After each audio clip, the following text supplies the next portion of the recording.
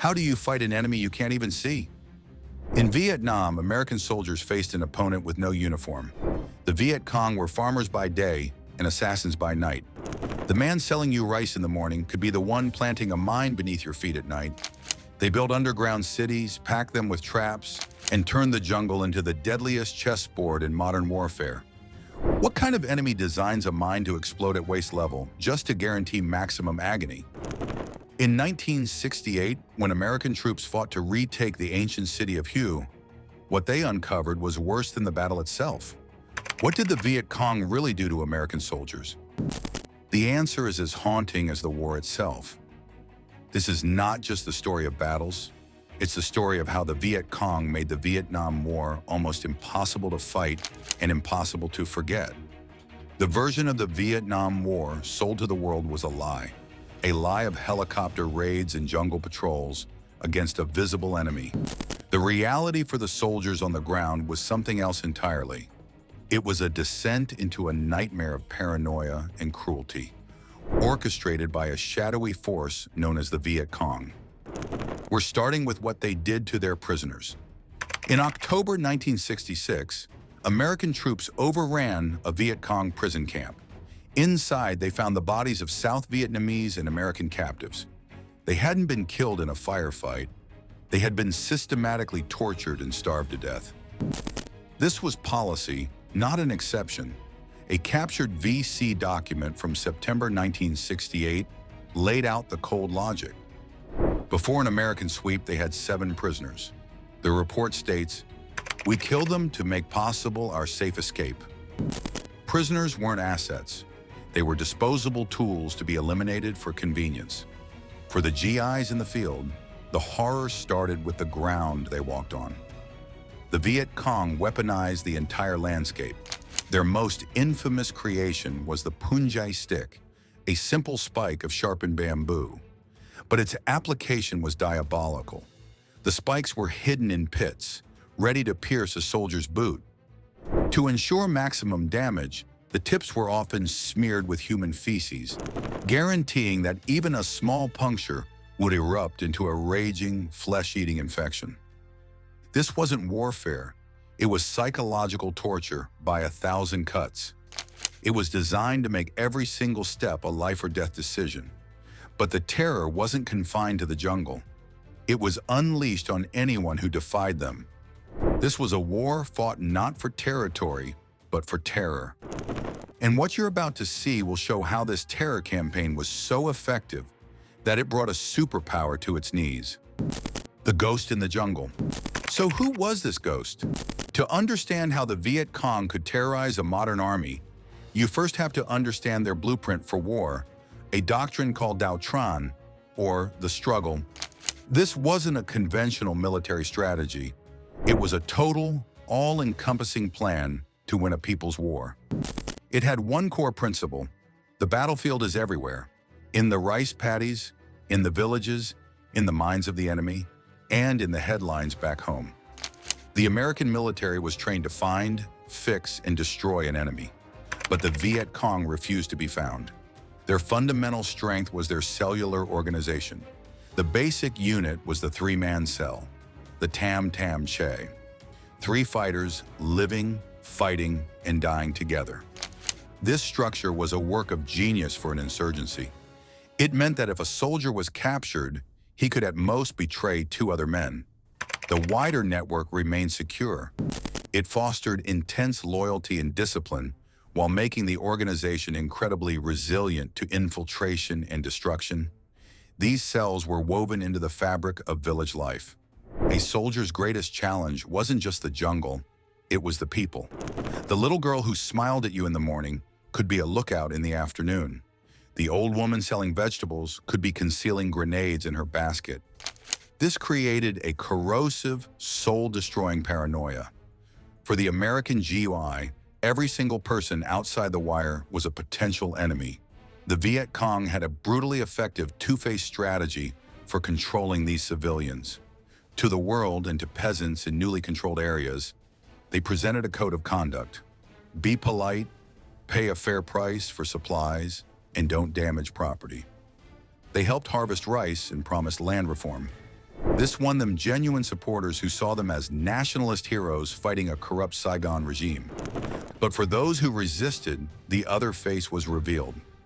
Village chiefs, teachers, or even simple farmers who refused to cooperate were branded as collaborators. They would be kidnapped in the dead of night, subjected to a mock people's trial, and then brutally executed as an example to the rest of the village. It was a perfect storm of indoctrination and intimidation. Their military tactics were just as elusive. They operated on a principle of 1 slow, 4 quick. Slow preparation, followed by a rapid advance, a lightning-fast attack, a quick sweep of the battlefield for weapons, and an even quicker retreat. They never tried to hold territory. That was for the Americans, with their heavily fortified fire bases. The Viet Cong's goal was different: to bleed the enemy, inflict as many casualties as possible, destroy morale, and then vanish before America's overwhelming firepower could be brought to bear. Ho Chi Minh famously said, "You can kill 10 of my men for every one I kill of yours, but even at those odds, you will lose and I will win." He was waging a war of patience and pain against a superpower that demanded quick, clean victories. This strategy was lethally effective, but it raises a massive question. How does a guerrilla army, constantly on the move and under attack, arm and supply itself for a decade-long war? The answer is a staggering indictment of the American and South Vietnamese war effort. An intelligence analysis in 1964 produced a number that military planners found almost impossible to believe. An estimated 90% of all Viet Cong weapons were not supplied by China or the Soviet Union. They were American-made. They were captured in staggering quantities from raids on poorly defended South Vietnamese outposts and, most frequently, from American patrols that walked into perfectly executed ambushes. The M16 rifle, the M60 machine gun, the Claymore mine, the very tools of the American soldier, were being turned against them on an industrial scale. It was the ultimate military humiliation. But captured weapons were not enough. To sustain a nationwide insurgency, the Viet Cong needed a lifeline.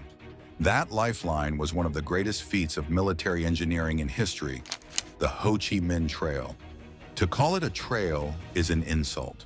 By 1967, it was a subterranean artery, a 15,000-kilometer network of roads, paths, and tunnels woven through the mountains and jungles of Laos and Cambodia. It was constantly moving and evolving. American bombers would pound a section into moon dust, and within hours, tens of thousands of workers, many of them women and teenagers, would emerge to repair the damage or forge a new path. They were armed with little more than shovels and sheer determination. They built underwater bridges to evade aerial surveillance and operated vast camouflage workshops just under the jungle canopy. They even created bicycle brigades, reinforcing standard bicycles to carry over 500 pounds of munitions and rice. The U.S. threw everything it had at stopping this flow: bombers, sensors, special forces, but they could never sever the artery. It was this unstoppable river of men and material that allowed the ghost in the jungle to remain a constant, lethal threat. This logistical marvel kept the Viet Cong armed and fed, but their most diabolical creations weren't being transported down the trail. They were already waiting for the American soldier, built from scrap metal, scavenged explosives, and pure hatred hidden in the very ground they walked on.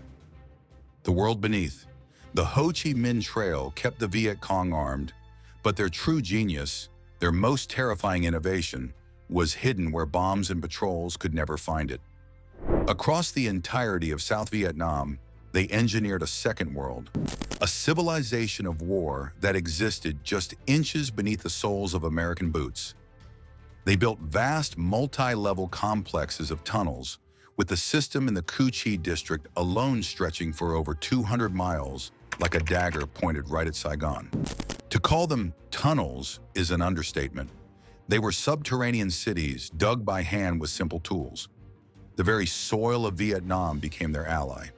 The dense laterite clay, when dry, was as hard as concrete, making these passages incredibly stable. Inside, they were a masterpiece of guerrilla engineering. A typical tunnel was barely large enough for one man to crawl through. This was deliberate, designed to be too small for the larger-framed American soldier. The passages were a maze of false ends, U-bends that could be filled with water to block tear gas, and razor-sharp baffles to stop a bullet fired blindly into the dark. Life inside was a living hell. They were infested with scorpions, fire ants, and mosquitoes carrying malaria. Yet within this suffocating world, the Viet Cong thrived. They built everything they needed: cavernous rooms for storing weapons and rice, command centers for planning attacks, and fully equipped hospitals where surgeons removed bullets by candlelight, often operating on their own wounded comrades. They even engineered sophisticated chimneys that diffused cooking smoke through multiple outlets far away, making them almost impossible to detect from the air. A secret trap door, hidden under a cooking fire in a village hut, or even below the waterline of a canal, was the only way in or out. The Viet Cong could be holding a planning session for a major attack directly underneath an American firebase, and the soldiers above would hear and see nothing. To combat this invisible enemy, the U.S. turned to a special breed of soldier, the tunnel rats. These men, often volunteers of smaller stature, were tasked with one of the most terrifying jobs of the war. Armed with only a flashlight, a knife, and a pistol, they had to descend alone into the blackness. It was a primal, sensory-deprived form of combat. Every sound was magnified: the drip of water, the scuttling of an insect, the scraping of their own body against the narrow clay walls. But the Viet Cong had prepared a special kind of hell for them. The tunnels were laced with vicious booby traps designed for close-quarters butchery. A simple tripwire could release a venomous snake, like a bamboo pit viper kept in a small cage. A pressure plate could trigger a spiked gate to swing down from the ceiling. Or, most commonly, a tripwire was attached to a simple hand grenade, left waiting around a sharp corner.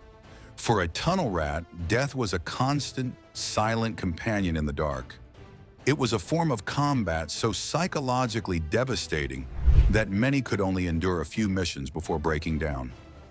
The Americans tried everything to destroy this underground world, pumping in gas, flooding the tunnels, sending in dogs.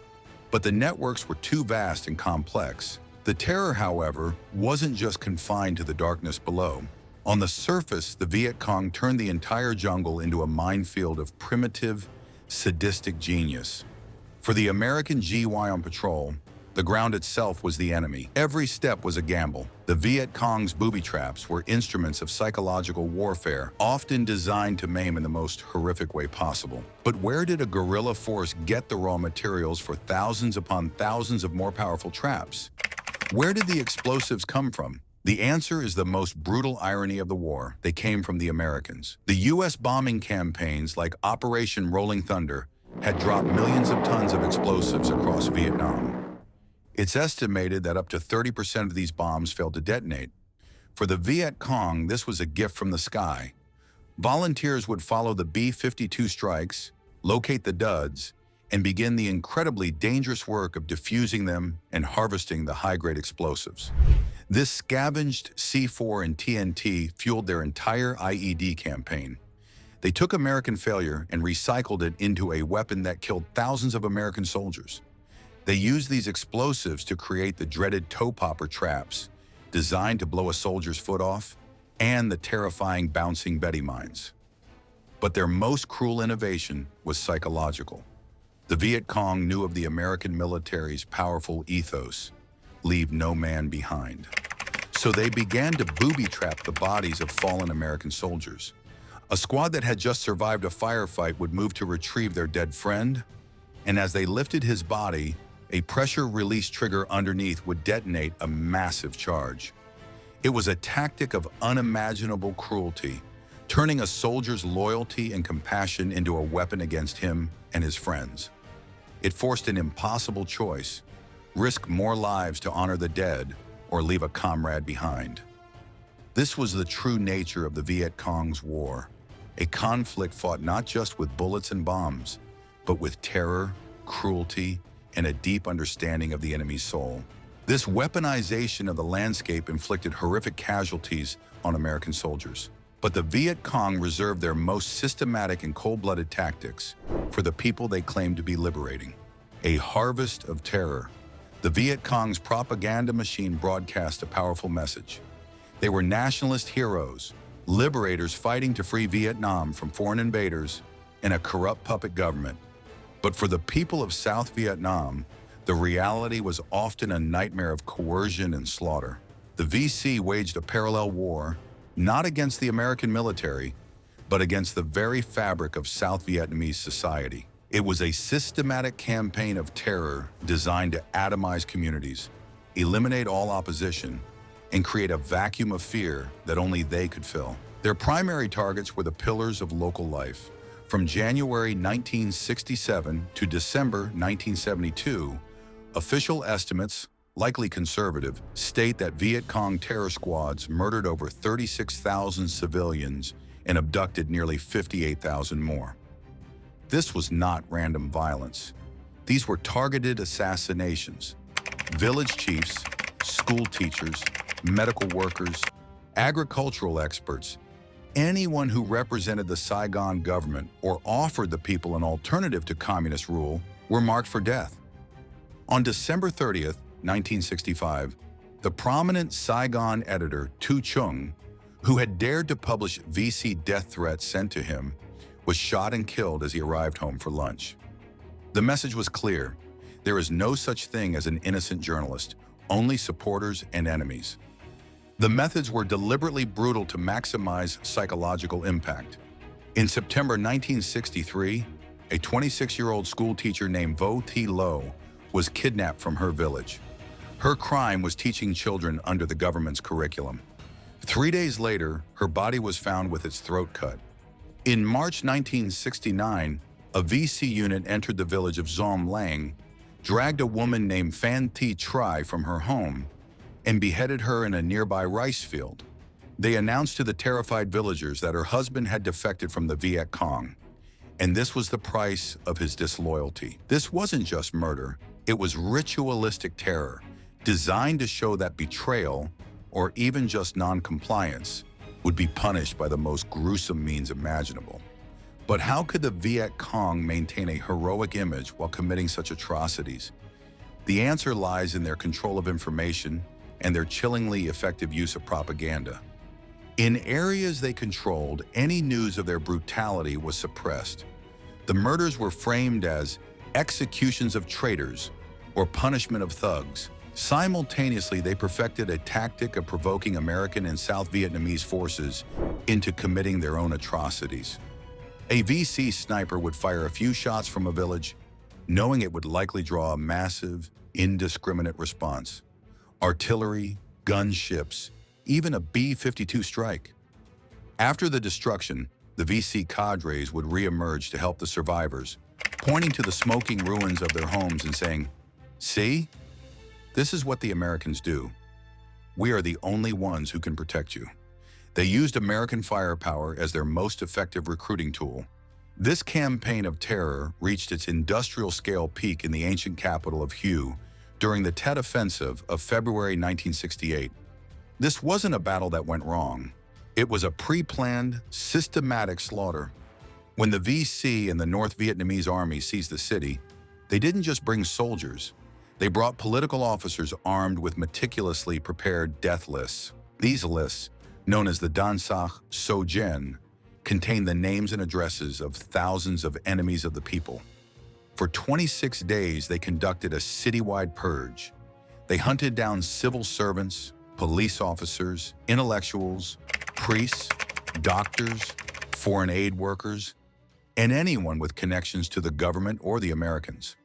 They were arrested, tied together with telephone wire, and marched to the edge of the city. There, in places like the Gia Hoi High School and the Tang Quang Tu Pagoda, they were executed.